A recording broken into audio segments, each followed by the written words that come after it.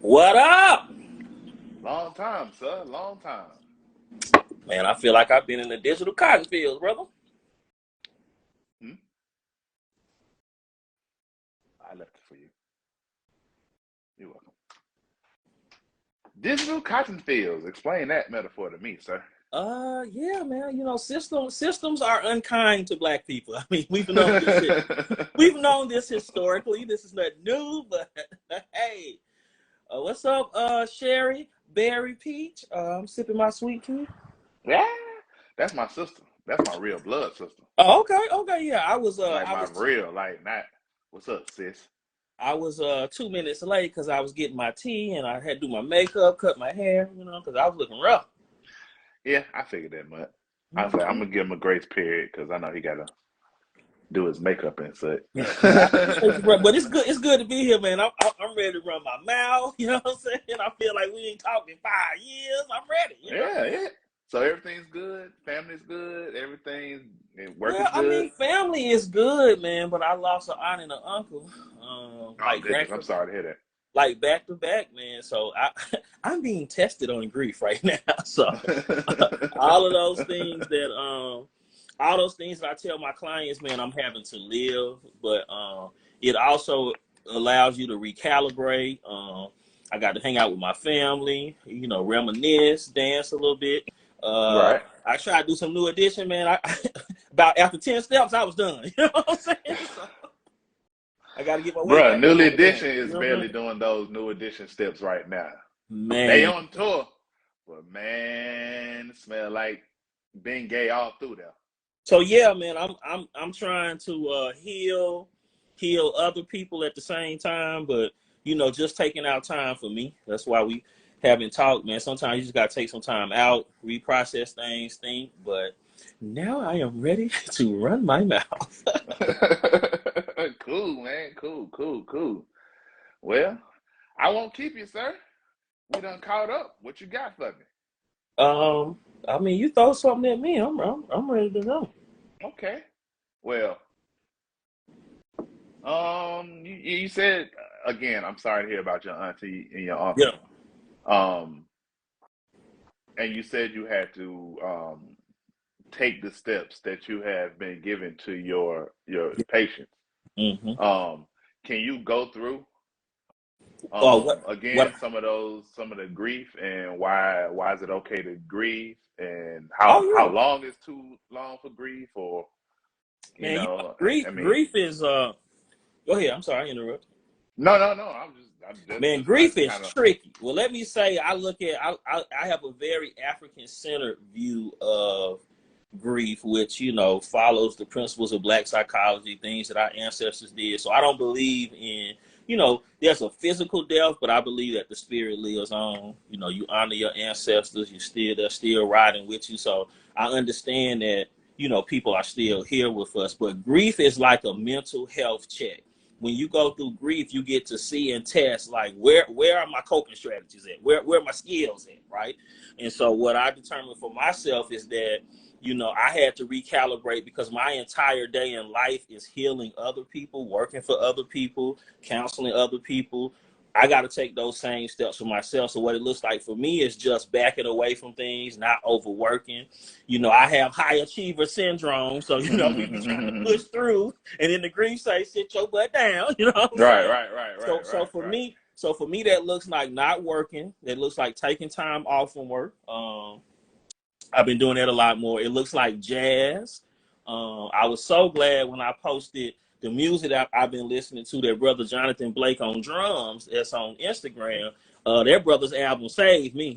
Their album Passage. I mean, to uh-huh show you how much I've listened to it, it was my top album. He was my top artist in 2023, and I just started listening to him. So that oh tells you dang how so he much. just been getting Yeah, all the so that tells you rotation how much I've been playing it. So jazz meditation, it looks like that. It looks like spending more time with family.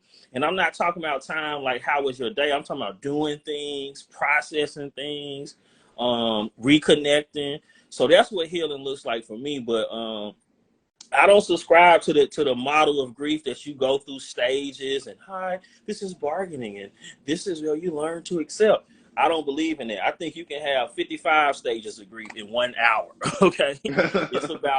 It's about finding ways to navigate what peace looks like for you, and then how do I honor the space of this person who is not here in the physical form. So I've tried to find ways to honor people who have now become ancestors for me. Okay. Okay. So that's what it looks like to me: taking time out, jazz meditation, and not working. Okay. So, my question, for just like the regular people, Yeah. um, so you're going through grief, Mm-hmm. and you're gone through grief, or Yeah. you're still going through grief, and you've been going through it for a minute, but you're not ready to stop grief. Mm. But you need to get back to work. You need to get back to, I mean, because I mean, life does go on after somebody passes. Yeah. How do you get yourself ready to get back into the everyday hustle and bustle 9 to 5, and you still missing your person, you still grieving, you still going through it, but I mean, you got to make money. You know, you got to Yeah. go to work and pay bills and so on and so forth. You got to do that, but you don't have to get caught up in the hustle and bustle. I think what happens, especially for Black folks, working all the time, money, money, money, achieve, achieve, achieve, I think is the wrong message to send Black folks. That's really a Western world, or more European way of thinking, that you just work through things. I think that you have to find a space to hold your grief. And I don't even think it's about eliminating grief. I think that you'll always carry some feelings of grief and loss for individuals. But how do I develop a new normal that is different than I was, that supports me in this moment? So we grieve everyone differently. So when you're trying to get back in the hustle and bustle, you can't do it the same way.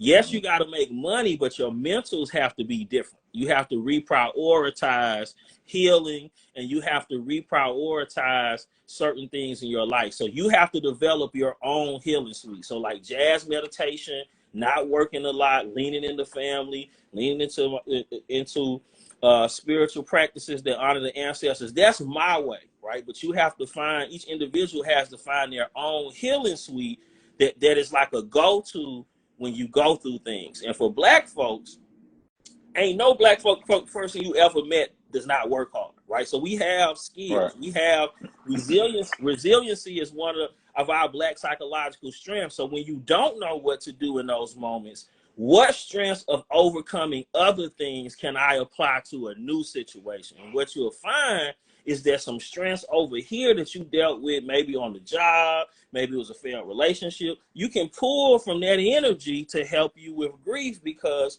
I believe in taking strength-based approaches. So we all come equipped with strengths that we sometimes have to summon in new ways. But I think that it is unrealistic to say just get back to normal, because you're never normal. But how can I support myself in moments that I feel down enough to Right. do the things necessary that I got to do to pay bills? Right, because I mean, yeah, you want to go to work, but you don't want to be sitting at work just crying, and Mm-hmm. you know what I mean, And, and ain't nothing wrong. Don't get me wrong, ain't nothing wrong with crying. You yeah, just you can't be at work boo-hooing like that. You know what I mean, and your coworkers over there in the cubicle next to you yeah, you're can't right. get their stuff. You know what I'm saying? So I don't think we use our time off enough. So I tell Black folks, use your time. You know what I'm saying? So if you have time, use it. If you don't have time, find ways to not work to the level that you used to work. I don't work at the level I used to work. I used to give 500%. But my 70% is better than uh-huh. somebody's 100%. So I'm giving Right, 70 right now. You ain't getting all of me. So we I have got to it. recalibrate what we mentally take on at work, because work is a stressor for Black people, because it's a lot of times where we find our most white supremacy is at work. So, Right. we already have to do this mental dance at work. So we have to look at work differently and prioritize the self over work. You can prioritize yourself and your healing and still work. It's just we're not used to doing it, because we have messages that you're supposed to be strong. You're supposed to get through things. No, I need to heal. And while I'm healing, I have to attend work, but I don't have to work, if that makes sense. I got it. I got it. I got it. Okay. Cool. Cool. Cool. Sherry said these jobs don't give enough Nah, bereavement they time. don't. They don't. I They don't don't have care. enough time. I don't have enough time. But They I don't took care. what I had. You know what I'm saying? I don't have enough time to grieve. So Yeah, and for and people steady say, take your PTO, take your PTO time. Because guess what? If something were to happen to you, that job mhm. had your position posted in half a day. Oh yeah. Shoot, less than 24 hours they'll be replacing you. Like I Yep. have learned over time, do not give all of yourself to a system. That's why it was so hard going through my PhD program, because I'm not giving everything to no system, but in some ways I had to make sacrifices that I did not believe in order to graduate. So that was very stressful for me. So I said, once I'm out of that, I'm not doing that no more. Right, right. Well, I need to start taking follow your lead in that because I feel like I give just a little bit too much for these I jobs. mean, I get a little, you a hard worker, Leroy. So you got I get a little too like I get a little too invested. yeah. So think about how hard you work. So I know you. So your 100% might be 175%, Right. but your 85% is somebody else's 100. So give them 85. You know what I'm saying? They not gonna know. You know what I'm saying? Nobody Right. knows. Here's the thing about these jobs. Nobody knows you giving 85%. You know. They don't know. It's not like you Right. go to work and announce, I'm only giving 75 today. They have no idea, but you have to calibrate that and know. Right. Right. So, P Sherry, I see that you lost last year. I lost an aunt and uncle 5 weeks apart. Yeah, that's hard, man. After losing our father 4 months prior, woo, that's a healing sweet for your tail. Yeah, I'm glad that you are talking about that, because I think we have to articulate more that we are grieving and going through things, because we hold on to things. It's not a weakness to talk about grief and to say that you're struggling. That's how you get the help that you need. right. Yep. Is there anything you want to add about grieving? Don't follow no Western world Eurocentric models to grieving. I think that you have to understand that it's going to test your ability to develop coping strategies. If you feel that you don't have coping strategies in place, think about what strengths you can apply. And then if you don't have no strengths, reach out to others, man. I think, why I am a therapist, everybody doesn't want to go to therapy, right? So, talk to an elder, talk to someone that has also experienced grief, because they can help you with the process. I'm a therapist. I still lean on other people that have been through grief when I'm grieving. Okay. So, make And yourself available, because, in the Black community, man, talking it out with others that have been there is some of our most healing things we can do. so let me ask you this one more question. Go ahead. So you've gone through, you grieved, and you kind of feel like you are back. Oh, I'm still Like, grieving. I'm back. I'm still grieving. like me, okay, so yeah, so I lost my dad, and I feel like I had gone through the grieving process. Okay. Um, of course, I still miss him Mhm. and think about him every day. But for the most part, I've kind of gotten back to regular life, and just out of nowhere, I just boom, a song came on, and Yeah.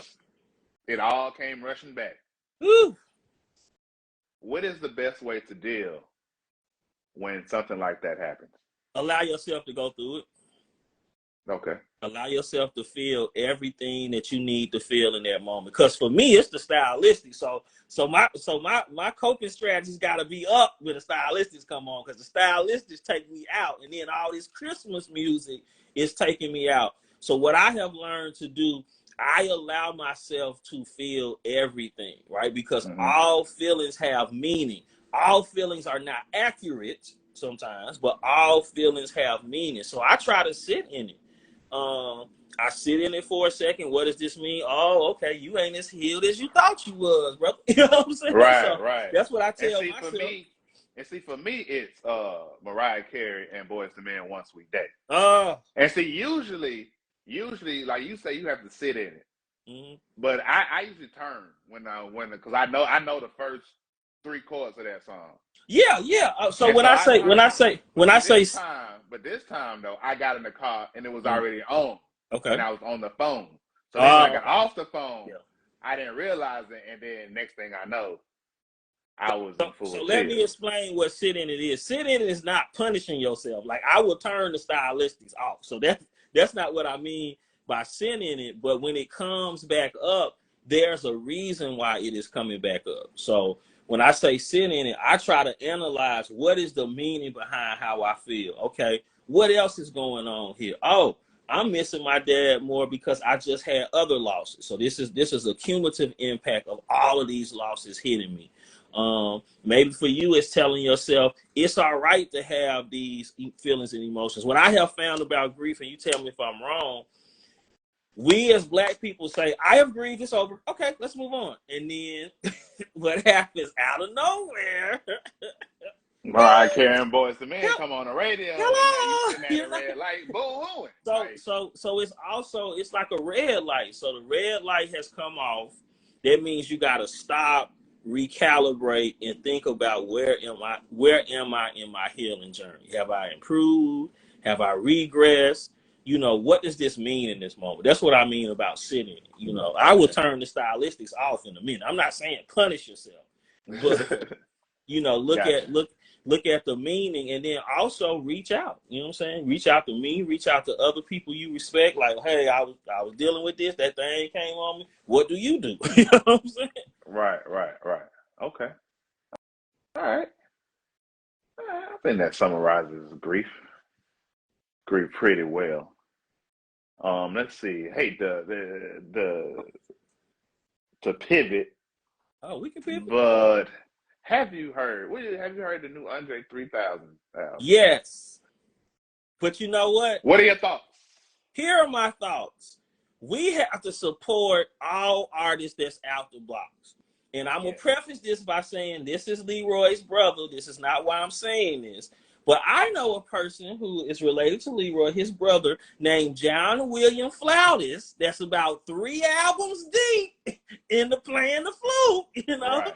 And we, you know, I'm not saying that we are ignoring him, but it's just amazing to me. Now, this brother's been playing the flute. He's been at the airport. He done played the flute with the Dungeon family. He done Right. had Big Rules on his album. Everybody. He 3 albums deep. Yeah. We don't seem to get excited for the flute when it's John Williams, Flautis, and other flute players. The minute Andre does it, oh, I'm so open-minded to this meditation music. So Right. this is Right. not a diss to Andre. You know how I feel about, Killer Mike's my brother. I've interviewed Outkast. I loved him. I'm making a bigger point. So Right. we're willing to take a risk on Andre because he's considered famous or a global icon. But we need to take those same risks with John William Flautis and other people that are breaking norms, right? Right. Because I think when Andre stepped out of the box and did the Flute album, I thought about Lil Yachty and how he stepped out of the box with his yes. latest album, stepped away from the rapping and went more to the different style. Yeah. And it was all good. And he didn't really get supported. He didn't get supported. Everybody in Poland supported him because he had the song Poland. But at home, he didn't get the support. Artists not creating a vacuum. We can't talk about Lil Yachty without giving props to Shannon McCullum, his dad, big bro. Right. What up, Shannon? Right. So if you grow up listening to who does Teen Spirit, who did that song? Well, anyway, Nirvana. So if you got Nirvana playing Coltrane, your dad Shannon McCullum names you after Miles Davis, and your middle name is Parks. Oh, I think Shannon's middle name is Parks. Anyway, he's named after Miles Davis. Okay. Right. So Lil Yachty's name is Miles. Okay. Right. So when you grow up in that kind of household, those influences are going to come out. So we should not be surprised if we know the pedigree of his parents, of his father, who's a known cultural icon. But when a black artist takes a risk, we don't support them. We can't just support Andre. We got to support John William Flowers. We got to support what's the guy Jonathan Blake Williams. I mean, the guy Jonathan Blake that I was talking about earlier. His album Passes. We have to support Divinity Rocks. We got to support Anthony David. We got to support my brother Slick, who's a producer and a Grammy Award-winning songwriter. We got to support everyone. Because when we do that, that's how we break systems down. When we only support Andre, what we tell the system is that we are only going to support blackness that's packaged this way. So we'll allow Andre and we'll support him, but no other black artist better be outside. And it won't hurt though. Also, if Andre is going to step into that realm, then he needs to do his research and see who else is already in that space that he's stepping into. Well, because I feel like if he wasn't like supporting like other flautists, like hitting open mics and really putting in the groundwork with other flautists, then I don't know, man. I want to support him, but at the same time, like you say, I've been supporting John Williams Flowers. You know what I'm saying? I've been, and well, I think each artist and person has to define themselves for themselves. So I'm gonna push back and say that I think any artist can produce whatever cultural productions they want. I don't think he's obligated to support certain people. I think that he has to be true to himself, and in being true to himself, it led him to make an album. Because I think it's larger than Andre. I think he was led to make this particular album at this particular time because that he was feeling that. That's his truth. Every artist needs to speak their truth. But I think that the responsibility on the art community is that we have to cultivate and support all the artists. So that's why I'm saying it's less about the artists themselves and more about the art community supporting black artists when they venture out. So I think that Andre deserves all the support. I don't think that he doesn't deserve it. But when we only support a certain person taking risks, we tell the system we are not willing to support anyone that does not already have a stamp of approval. Because he could really do anything. He could make a fart album and people would call it genius. Oh yeah, absolutely. You know what I'm saying? That thing will go 3 times platinum, absolutely. So I think that we have to stop putting a hierarchy on who we consider a genius. Andre 3000 is a genius. Divinity Rocks is a genius. My brother Radcliffe, who passed on to glory, who's a visual artist, is a genius. I think that Jennifer Hudson is a genius. India Owens, this bass player that I got into, is a genius. So black genius, it can't be held down. It's everywhere. And we have to be able to support everybody, man. Yeah, and I hated people saying that they were hurt because it wasn't necessarily a rap album from Andre. Like, it hurt me to keep hearing people say that. We're conditioned, bro. You got to think about this. You gotta allow people to do something different, man. And you got to be open to it. The brother said he didn't want to rap because of people putting expectations. He's at a different place in his life. And y'all are doing the same thing that pushed him away from hip hop. Are y'all listening to this man? He just said he's telling you why he didn't do it. It's why he doing a full album. Right. He's telling you why he didn't want to rap. And y'all turned around and gave him right back the reasons that he didn't want to rap. What I like is that I see a happiness in him and a freedom and a peace that I have not seen in a long time. Like, I remember I interviewed him and I didn't even use the story because I felt it would be a disrespect to what he was dealing with. Soon after I had interviewed him and Big Boy and Big Ruben and other people, Outkast disbanded. But the counselor in me felt something. And so one of the things that he was talking about when we were sitting there was how he was trying to deal with fame. And he was talking about how people would follow him from city to city. He would be embarrassed to be that famous because he just considered himself a regular guy from East Point. And while we're sitting there talking, some of the fans that follow him around the world come to the event. He's like, there they go right there. I saw them at this city. He was like, they always follow me. And he was not Ooh, that's lunatic. appreciative, but That's you could lunatic business there. tell that the fame thing was a lot for him to process and that he wanted his life back. So I didn't even use the interview. I just had a conversation. But in that moment, hearing him talk about that, I was like, yeah, he is struggling with this fame thing. So I think that we need to appreciate the fact that he gave us anything. If he unwraps a noun later on the album, we need to be happy because, you know, we pushing him further away. We probably won't see him for another 20 years. Right. You know, and you know what? And we were all blessed to have a verse from him on the Killer Mike project. Yeah. On the Killer Michael project. Hopefully it wins the Grammy. Yes, my praying that it wins a Grammy. But I'm just like, y'all want to verse some three. Y'all want to verse some 3 stacks? Throw on the Killer Mike joint. Exactly. Like, he snaps on scientists and engineers. Y'all, that wasn't enough for y'all though. That wasn't enough. No, they want a whole 13 tracks. Y'all want the man's heart and soul on the platter. That's what y'all want. Damn right. Like people think artists do music for us. They do music for themselves, and we just happen to like it. Yeah, I mean, every artist, you know, has to determine their truth, man. You know, James Baldwin was like, the artist's goal is to, you know, shake things up, tell your truth, you know, impact society in some way.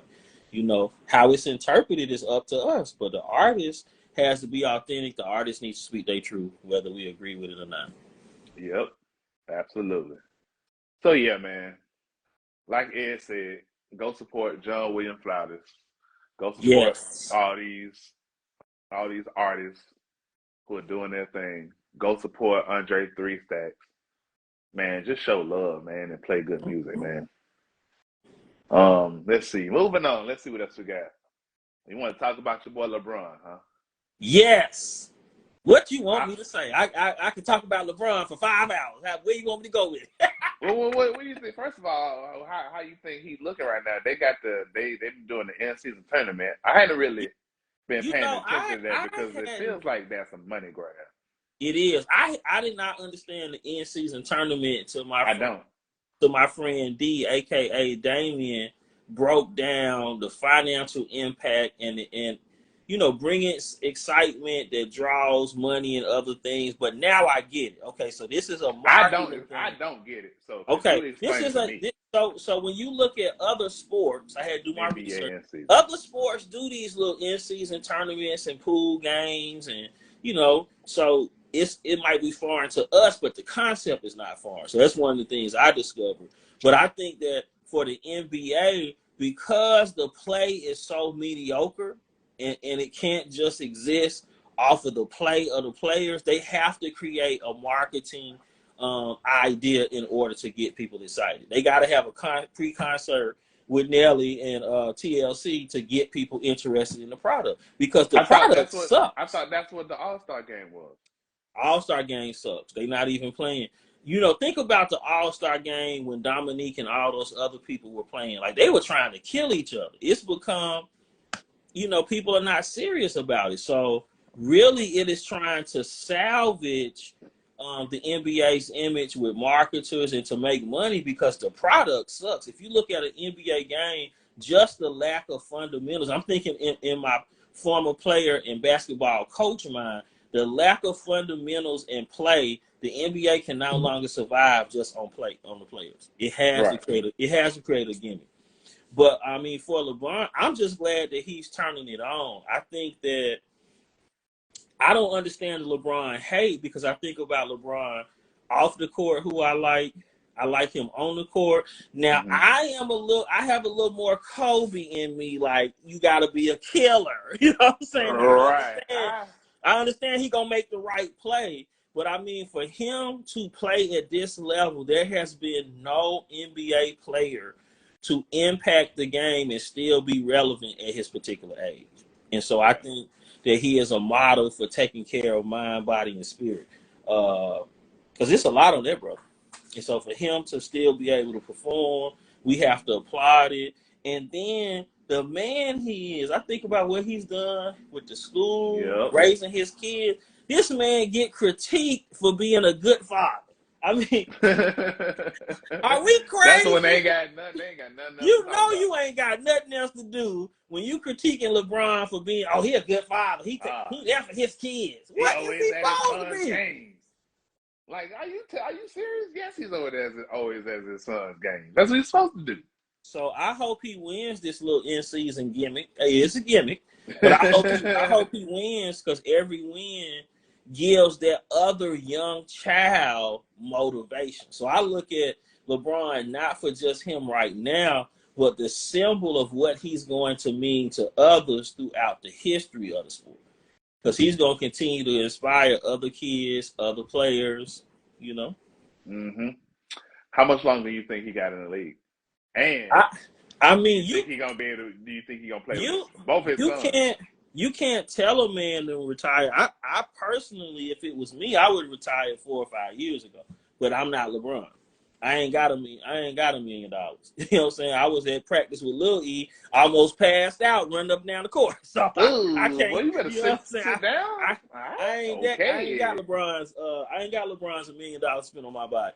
So he can maintain it. But I would say I was of the mindset he should have retired a few years ago. But I have to say what he's done the past few years, breaking Kareem. I want to now see how far he can go. Like now, I'm like, go to 45 if you can. You know what I'm saying? Because I was like, man, sit down somewhere. But he likes challenges, and so what's intriguing about LeBron is even within my support of him, sometimes I will doubt him, and then he proves me wrong every time. I like people like that. I like people that I already like, but I might sleep on a little bit, and then they come back and remind me not to sleep on them. I love people like that. So that's why I rock with him. Oh man, that's what's up. That's what's up. All right, so so LeBron is LeBron. Yes. On this current day and time, Mm-hmm. where do you think LeBron ranks amongst every NBA player? Now, you can throw in his skills, you can throw in what he's done and changed the game, and you can also throw in what he's done off the court, and you can also throw in what he's done to change the culture. I would say, where does he rank? I would Think say about top. I would say top 3 or 4. Here's why. I still think in that conversation, Kareem is disrespected. You know what I'm saying? Okay. I still think we got to look at Kareem as 1 or 1A. You know what I'm saying? So, like, I don't start the conversation at Jordan. I really started at Kareem because I'm looking at dominance from high school, college, the pros consistently. He held that record for 30-something years. So he has to be near the top. You know what I'm saying? Like, they changed the rules and banned dunking because of this man. Okay? Right. So if I'm hearing you right, you got Jordan number 1. Well, I have Kareem 1 and Jordan 1A. Even though you're supposed to do 1 and 2, I would go Kareem, Jordan. Then I would look at LeBron maybe at 3. I would put Kobe in the top 4, and Magic is in my top 5. And I know that's a weird list. So explain to me why you would put him over Kobe. Who? LeBron? LeBron over Kobe. I like Kobe's killer instinct. I like a killer when it's necessary. I would prefer LeBron be a killer with his skill set. I think that would be the best player. LeBron's skill set with Kobe Bryant's killer instinct. But LeBron has a larger body of work to pull from, and we can't deny that LeBron has. I don't know if any other player has done this. Every team LeBron won the championship. He won one in Cleveland. He won one in Miami. He won one with the Lakers. That's hard. Yeah. That's hard, bro. Yeah, you right about that. That's hard. All right. Okay. But I know everybody's gonna kill my list. Like, oh, that's whack. But I think you can't take Kareem out the number one spot. I think so. What did I say? Kareem, Jordan, You LeBron, said Kobe. Kareem, Jordan, Uh-huh. LeBron, Kobe, And and, then and then Magic. All right, I can respect that list. That's a respectable list. You should put that on a T-shirt. I would put Kobe over LeBron, yeah, most people but do. Mm-hmm. you know, that's just I me, mean, man. you can't. Do I want a killer like Kobe? Yes, Mm-hmm. but there's a fatal flaw to being a killer like that. LeBron can take any team and make them better. You can't say that about Kobe. Think about those Yeah. Cleveland teams that he took to the. I don't know if it was this how good LeBron is. It was either Larry Bird or someone that's like a coach, but that was also a good player. It might be Larry Bird. So if it wasn't, I apologize, y'all, to Mr. Bird and everybody else. But I think it was Bird or somebody who said they never trade for or try to give contracts to people who have played with LeBron because he makes them look better than what they are. Mm. It takes a special player to be able to do that. Kobe's not making no team better. He's not. He's not capable of that. He's not going to make your team better. He's going to have a killer instinct, and y'all might get to the Put it chip. on his back. He can put it on his back, but basketball is a team game. You want somebody who no matter steps on the court, can elevate everyone's play. Kareem elevate everyone's play. Magic elevates everyone's play. That's why he's over Kobe to me. Okay. All right. All right. I see your list, sir. I Yeah, so respect it. I'm It's fair. also speaking as a coach as well. So this is I like hear you this is out like there. You coaching sound mind real right now. You coachish. know what I'm saying? All right. Okay. All right. Cool. Well, is that it? Anything else you want to add on about LeBron, sir? No, I just think we're not gonna get it. We're not gonna sing his praises until he ain't playing no more. About 2 or 3 years out of retirement, we're gonna be like, you know what? Now that LeBron had something. He was good. He was The very ball was good. good. What was we looking at? The ball was good. You know, anybody can make a player from the G League a starter. I mean, hey. So, you know, that's what I want to Yeah. say. We are not gonna appreciate him until you walk away, bro. I think people are starting to appreciate him. The longer I think if he does make it to be able to play with his sons, Mm-hmm. I think that'll be the moment that people will really look at him and be like, you know what? LeBron really is that dude. Like we really watched LeBron grow up and Yeah. become a great player, a father, you know what I mean, and just Mm-hmm. all around man.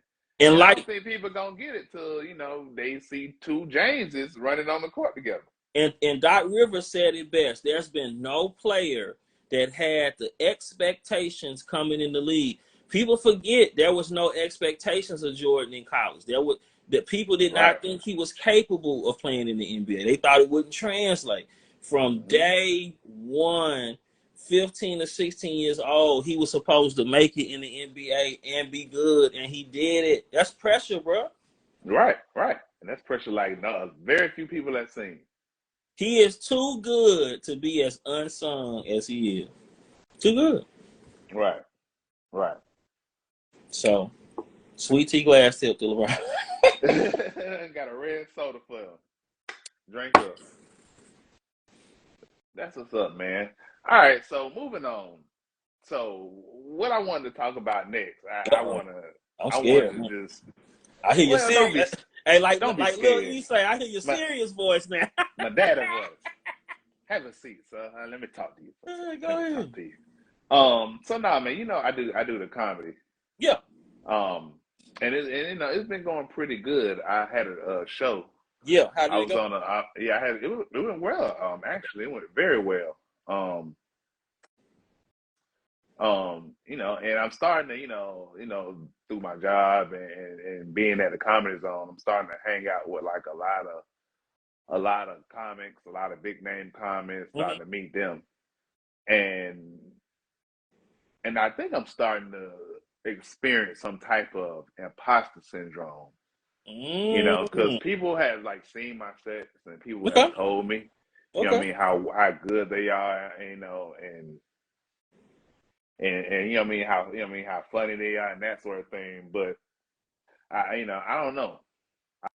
I start to So, kind of feel like I don't, the more I'm around these bigger comics and more mhm. experienced comics, I kind of feel like I don't belong there. Okay. I don't know. I don't know. I guess I feel like I don't know if people just trying to be nice. Oh, You know yeah. what I mean? Yeah, I see. You know what I mean? I got you. So you want what you want to know about imposter syndrome, or you want particular advice to you? Because I got a little bit of Both. both. I need both. Like, explain to So, me, I so everybody, what imposter syndrome so I is, will I will break it down. and see if if that's what I'm feeling. It sounds like it. So I'll tell you why it sounds like it. So one of the first people I met on my doctoral journey years ago when I first started, um, brother by the name of Dr. Kevin Coakley. So Kevin Coakley is known for talking about imposter syndrome, or what he calls the imposter phenomenon. So how he breaks down the term to its core is feeling intellectually fraudulent. So whatever you're doing, you feel like a fraud. Is that how you feel? Like Sometimes, like you don't even though have it. Like people even are though like lying. I've written my jokes, I Mhm. don't steal nothing like that, so everything's all mine. Yeah. But yeah, I still sometimes feel that way. But one of the things, like basically at its core, is feeling fraudulent, as if you are undeserving of the things given to you, or that your talent is not at that particular level. Mm-hmm. So that's what he means about being intellectually fraudulent or feeling like a fraud. That's Dr. Kevin Coakley. Definitely look up Kevin Coakley, he is who I defer to on the imposter in the imposter phenomenon. What makes you especially vulnerable is that you are black. People of color are more susceptible to this feeling. And then I even venture to say what I know about black male psychology. You being a black man makes you more susceptible for lacking confidence because of the systematic things that have cumulatively been in your way, right? Right. I would say you know that you are hot and that you are good, because what I have personally found, only people who have talent even worry about imposter syndrome. I don't see people without talent having imposter syndrome. It's always, to me, what I have found is people that are highly competent.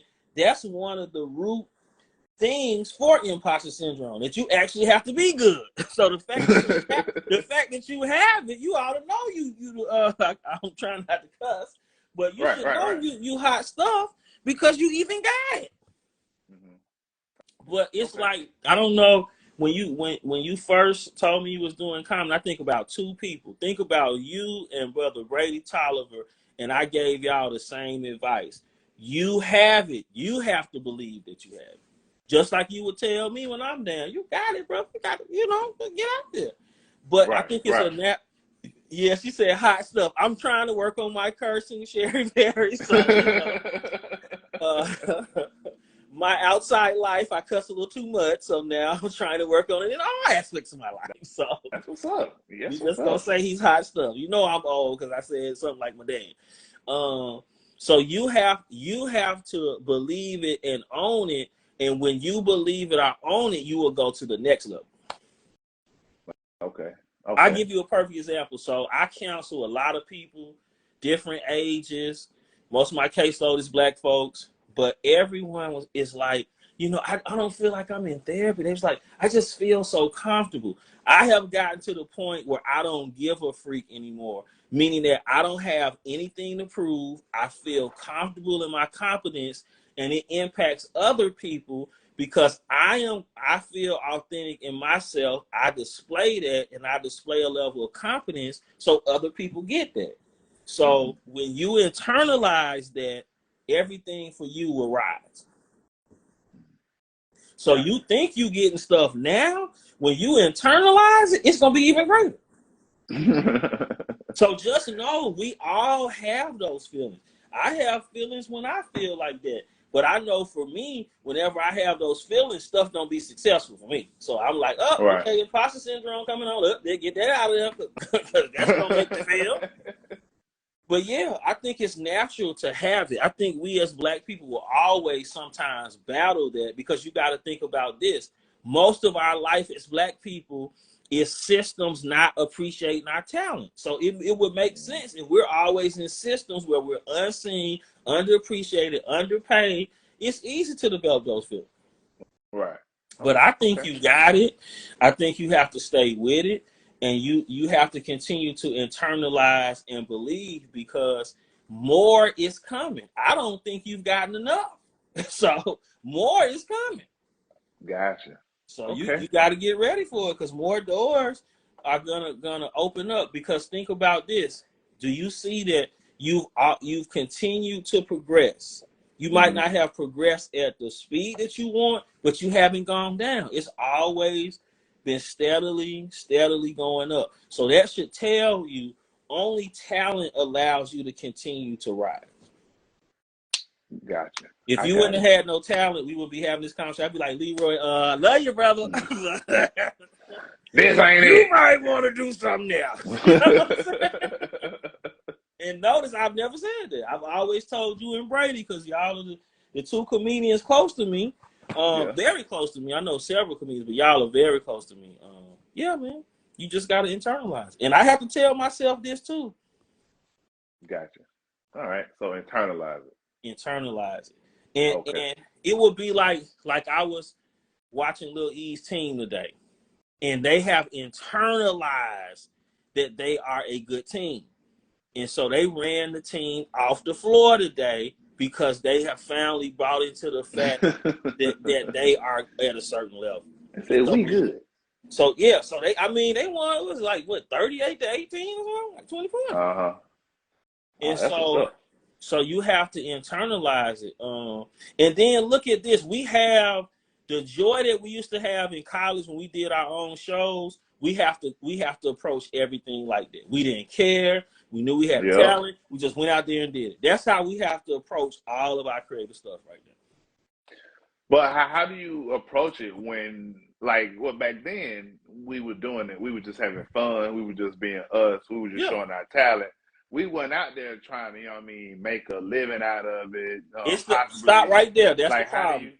That's the how do problem. you separate that? Like, You have to go back to the innocence of doing it. You can't worry.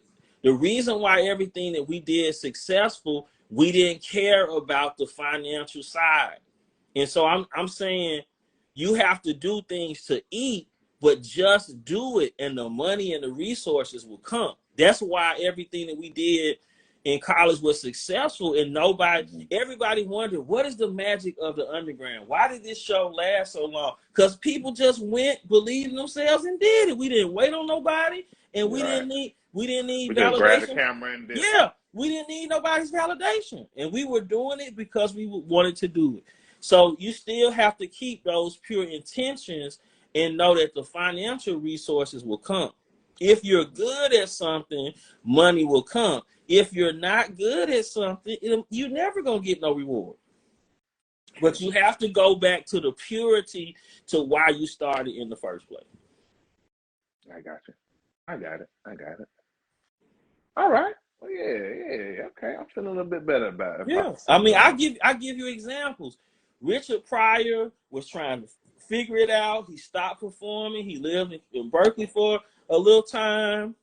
And what he found, he was trying to be Bill Cosby and other people, but when he got to Berkeley, got some more experiences, racism started hitting him, he was like, yo, it's this whole other side of me that I have not explored, and until I can bring my authentic self to the table, nothing's going to work. Then he changed his whole trajectory of how he did comedy. If you look at the early years when he's rising in popularity, I don't want to say it's whitewashed, but it's very like American television kind of comedy. You know what I'm saying? Right.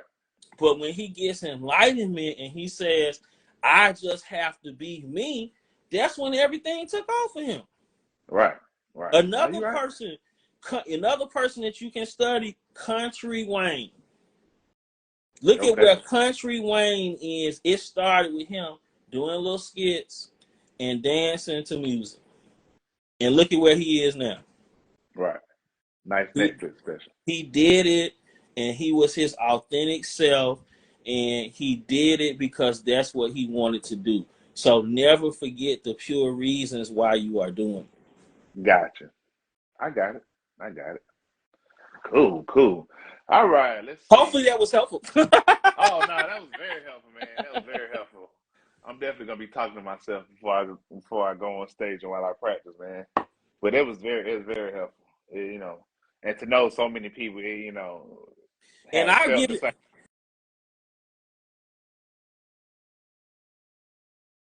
All right, hopefully he'll come. Okay, you have stall. I'm gonna tell you. I'm gonna tell you this, and this gonna really show you how imposter syndrome works. When I saw the show, I didn't get a chance to tell you because I was dealing with the funeral and stuff. When I Uh, saw you get that show, I was like, he finally there. So I thought I didn't even think no imposter syndrome was going on. I was like, he there. He where he need to be. So the fact that you having it, I didn't get a sense that you was feeling it. So that should tell you you got it. right. I would have never known that you was not in your zone right now. Because when I saw that, I said, okay, he here. He here. He ready. That's what I was like. Oh, he ready. So I would have never thought that you was struggling with it. I got you. I appreciate it, bro. I Mm-hmm. appreciate it. I appreciate it. All right, let's see. Let's see. Let's see. We'll wrap up on this. Um, Black mental health and joy, very important. Can you explain to me how systems are designed to destroy it? And Okay. what can we do to protect ourselves and move forward White, while su- yeah, that's happening? white supremacy and anything that is discriminatory is anchored by psychology. All right. Hmm. You have to get people to feel someone is less than. That is all psychological, right? All right. So why is black mental health not promoted? Why do we struggle with it? No system that is oppressing you is going to give you the tools to overthrow it. We Hmm. overthrow systems by having positive mental health outcomes. So Right. we can't expect it to be promoted by any system because it's the antidote. And I went through this myself. You know, I had to come to the realization the reason why they tried to stop me from being getting a psychology PhD was because I'm a pass out the antidote and free other slaves out the plantation. They know you're gonna get out there and Yes. give us the So so blueprint. so what oppressive system benefits by having healed black people? None. All Right. right. So because of that, it is never going to be promoted or popular. What we have to understand as black people, when we were at our mental health best, is when we did our own things outside of any system that is designed by white people. Gotcha. When we had our own stores, you know, when we had our own doctors, when we kept our dollars black, we were at our mental health best.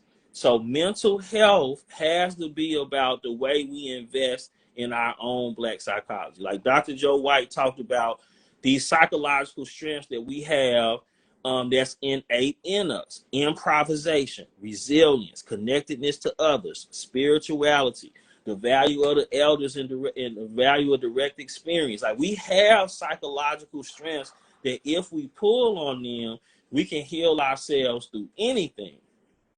The trick that white supremacy and any form of discrimination has always played on black people is that we think that what other people do is greater. Hmm. When other people have stolen so much from us, we have forgotten our own greatness. Think of any system, any corporation, any system needs a black person to make it run right. Of course. You got Of to have course. black people. You got to. Where would entertainment be without black people? Where would sports be? Where would education be without black people? Right. They need us. So if they need us, we should need ourselves, right? So that's why it's not promoted. And then the advertisement for therapy has to be as black as possible. So if I advertise, if me and you sitting around and a therapy commercial come on with an old white man talking about I'm gonna do objective introspection, sit on my couch and hum in the corner, we ain't participating in that. I'm not going to that. I don't know. So, I'm not going. There's so many things I don't want to do in that sentence. But if I tell you as a black man, therapy ain't nothing but a barbershop or a debate about LeBron, we just might use psychological terms. When you promote it like that, oh, I've been to the barbershop, that's therapy. So black folks, we've always had therapeutic conversations. We just don't see it as such. When you talk to elders and they've gotten your mind right, some of the things that our parents, your mama used to be my counselor, some of the stuff we did, okay? Like, so we had therapeutic conversations, right? And so therapeutic conversations has always been a part of black life. We've just never called it therapeutic. So when you promote that we've always had therapeutic conversations, they've always been why we've been successful. Black people are more susceptible to going to therapy. Sherry Bear said, where would this country be without black people? We built it with force-free labor. We sure did. Absolutely. And everything on the plantation we designed because we was doing all the work. So we was trying to make our job easier. So all these patents that white folks got, we did invent almost everything. Right. I think that people got to understand that we've always had positive mental health, and there's always been examples of it. We just have to pull from it.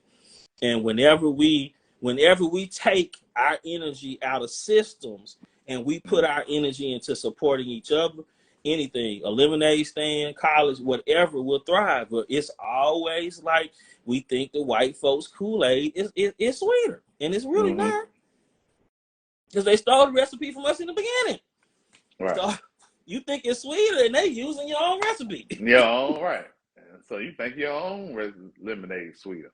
Yeah, so that's how we have to look at mental health. We have to change the advertisement of what mental health is. I was dealing with a client, and she broke down crying and said, this was better than church. And I said, why? She said, because I didn't feel judged. When I go to church, I feel judged now.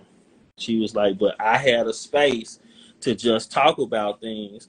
And really, really, as a therapist, my job is to get people in touch with who they are.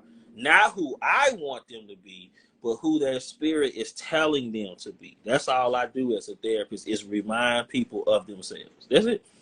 Right. All right. Well, I think that's a good place to break, unless you had anything else you wanted to talk about.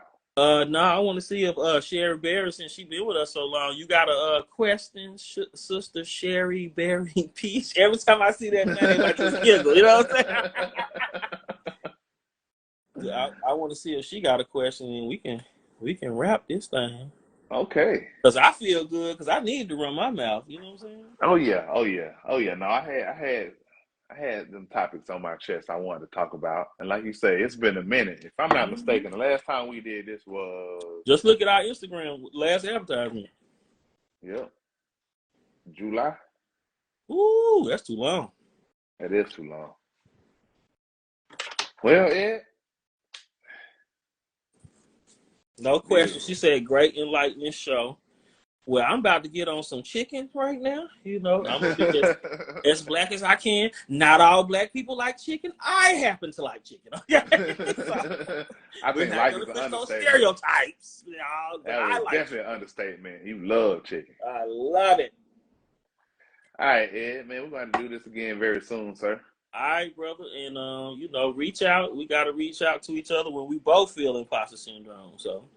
Absolutely, sir.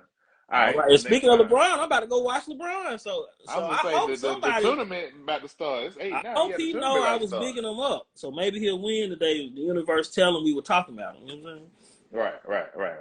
Right. Of course. All right, LeBron. Brother. I will holler on the other side. Dr. Ed. Peace out, till next time, sir. All right, brother.